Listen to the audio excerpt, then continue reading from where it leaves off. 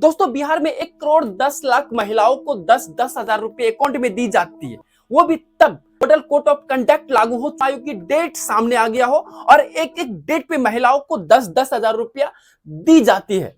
दोस्तों उससे पहले कुछ हम एक आंकड़ा रखना चाहते हैं चुनाव की निष्पक्षता पर। उससे पहले एक बयान जो जगन्नाथ सिंह आरजेडी के पूर्व प्रदेश अध्यक्ष है उनका मैं सुनाना चाहता हूं। उनका कहना है कि जितने भी ईवीएम का बिहार चुनाव में यूज हुआ उसमें पहले से 25-25 हजार वोट्स डाले हुए थे। इसके बावजूद अगर आरजेडी 25 सीट जीतने में कामयाब होती है तो आरजेडी की ये बड़ी जीत है। दोस्तों ये किस बेसिक पे कह रहे हैं इस पे हम नहीं जाना चाहते, क्योंकि किसी को ब्लेम करने से पहले अपने पास कुछ ना कुछ होना चाहिए ठोस सबूत।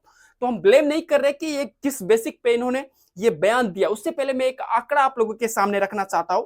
सम्राट चौधरी ये हमारे डिप्टी सीएम है, इनका जो नंबर है वोट, इनको 1,22,480 वोट पड़े।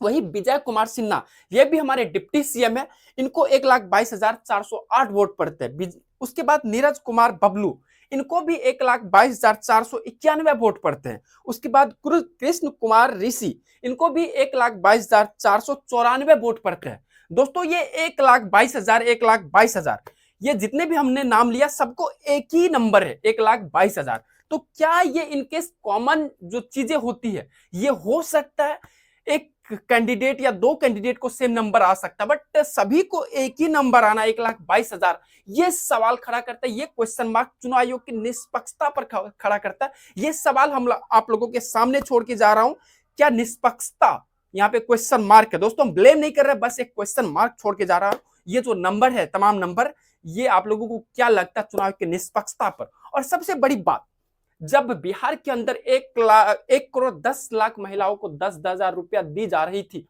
तो क्या यह सबसे बड़ा फैक्टर बीजेपी की तरफ से, एनडीए की तरफ से बना महिलाओं का वोट लेने के लिए। दोस्तों महिलाओं की वोट की बात करी जाए तो बिहार में क्या 10-10 हजार रुपये के चक्कर में महिलाओं ने अपना वोट जो है एनडीए को देने का काम किया। और इतना बड़ा जनादेश जो चुनाव में देखने को मिला वो एनडीए की तरफ देखने को मिला। तो आप लोग भी बता सकते हैं कि इतनी सारी चीजें जो बिहार में चल रहा है, इसके बावजूद राहुल गांधी तमाम स्टेटों में चुनाव हारने के बाद एक ही सवाल खड़ा होता है चुनाव आयोग के ऊपर, वो तमाम सबूतें देने का काम कर रहे हैं। पिछली जो प्रेस कॉन्फ्रेंस, उससे पहले भी प्रेस कॉन्फ्रेंस या हरियाणा की बात करी जाए तो 25 से 30 लाख वोटों का वहां पे आगमन हुआ। और जो भी चीजें हुआ था वो हम नहीं जाना चाहते क्योंकि उनका वो निजी मामला है। तो राहुल गांधी जिस तरीके से हरियाणा के ऊपर बात करी थी 30 लाख 25 लाख वोटर्स का यूज किया, फेक वोटर्स का, वही उससे पहले भी जो महादेवपुरा, सेंट्रल बेंगलुरु का भी तमाम जगहों का डाटा उन्होंने देने का काम किया। तो क्यों कि बिहार से हम लोग हैं तो बिहार में इस तरह की चीजें हुई, तो हम लोगों को एक तो बनता है कि भाई हम लोग भी बात करें इसके ऊपर। और जो क्वेश्चन मार्क है, लोगों को लग रहा था कि चुनाव इस बार मुद्दों पे होगी, और मुद्दों की बात जो था वो था शिक्षा, सबसे पहली चीज जो था एजुकेशन, उसके बाद प्लान, रोजगार, इन तमाम चीजों पे कई पार्टियां आए जो इन चीजों को लेकर के चुनाव लड़ना चाहते हैं, बट उनको जो यहाँ पे है सफलता नहीं मिला।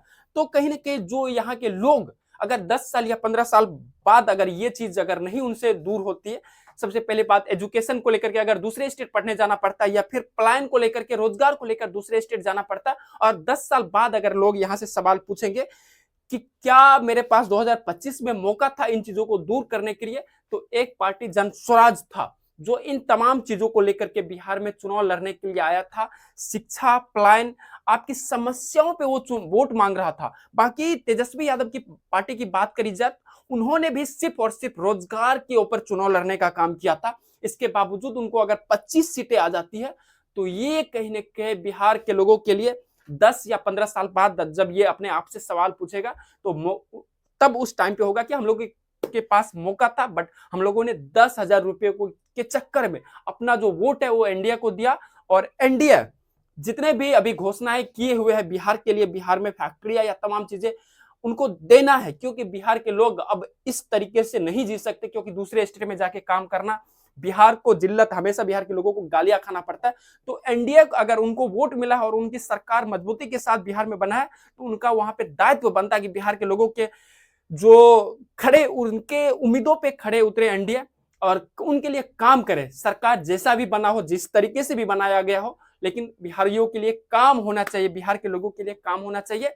तो आपको हमारा वीडियो कैसा लगा और चुनाव आयोग की निष्पक्षता बाकी तमाम चीजों पे आपकी क्या राय है, आप अपनी अपनी राय बता सकते हैं। मिलते हैं नेक्स्ट वीडियो में, तब तक के लिए बाय, जय हिंद। और अपनी अपनी राय देना ना भूले। हाँ, सुपौल नेटवर्क जो चैनल है इसको अगर सब्सक्राइब नहीं किया तो चैनल को सब्सक्राइब कर ले, ताकि हम कोई भी वीडियो डालें तो आप तक सबसे पहले पहुंचे। सब्सक्राइब जरूरी है दोस्तों। मिलते हैं नेक्स्ट वीडियो में।